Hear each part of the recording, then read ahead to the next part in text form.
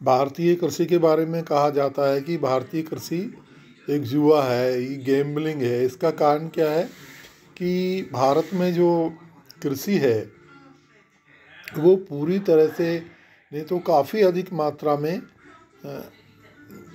एक अनिश्चितता रखती है कि कितनी फसल होगी और कितनी नहीं होगी, क्योंकि जो इसमें कृषि कार्य में जो रिस्क है वो सबसे बड़ी रिस्क हमारे मौसम की वजह से है।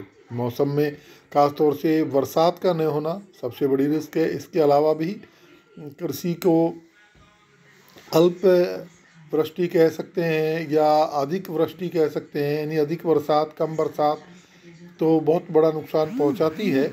इसके साथ साथ मुख्य रूप से जो हमारा मौसम जो परिवर्तित होता है और उसकी वजह से फसलें जो खराब हो जाती है, उसकी बड़ी बड़ी अनिश्चितता भारतीय कृषि में रहती है। तो कृषि में जो अनिश्चितता के तत्व हैं वो हम इनको एक माध्यम से समझ सकते हैं कि सिंचाई के लिए पानी की कमी है, सूखे वाले सालों में उत्पादन में गिरावट आती है, विकास दर में गिरावट होती है, पेयजल की समस्या होती है, चारे की कमी होती है, भुखमरी है, रोजगार संबंधी अनिश्चितता है, दुर्घटनाओं से संबंधित जोखिम है, फसल के दौरान जोखिम है जैसे बुआई के समय तापमान नमी नहीं होना, फसलें उगने के दौरान तापमान की कमी, सिंचाई के लिए पर्याप्त पानी की कमी, फसलें पकने से पूर्व आंधी ओले बारिश का होना, फसलें निकालने व करने के दौरान फसल नष्ट होने की जोखिम यथा आंधी बारिश तूफान वगैरह।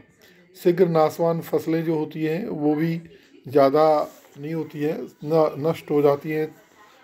कृषि वस्तुओं के मूल्यों में जो उतार चढ़ाव रहता है ये भी बड़ी रिस्क है। तो इन सभी जो रिस्क हैं उनकी वजह से हमारा जो कृषक है बड़ा ही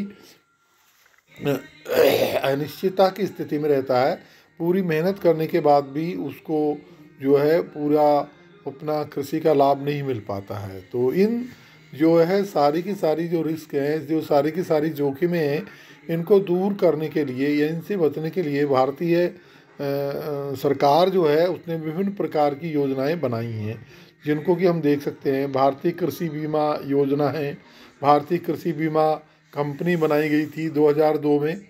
इसके अलावा बीजों की फसल के बीमा हेतु पायलट योजना बनाई गई, पशुधन बीमा जिसमें पशुओं को बीमारियों से मरने और किसी वजह से दुर्घटना के लिए जो हमारी नेशनल लेवल की जो कंपनियां हैं, जिनमें मुख्य रूप से यूनाइटेड इंडिया इंश्योरेंस है, नेशनल इंश्योरेंस है और इंटल इंश्योरेंस है, इनका उद्देश्य कृषकों को पशुओं की आकस्मिक मृत्यु के कारण होने वाली जो हानि के विरुद्ध संरक्षण प्रदान करता है। कृषि आय बीमा यानी कि ये 2003-04 से शुरू की, जिसमें कि किसानों को जो है वो आय की कि भाई मिनिमम इतनी आय होगी, इसके अगेंस्ट में सुरक्षा प्रदान की जाती है।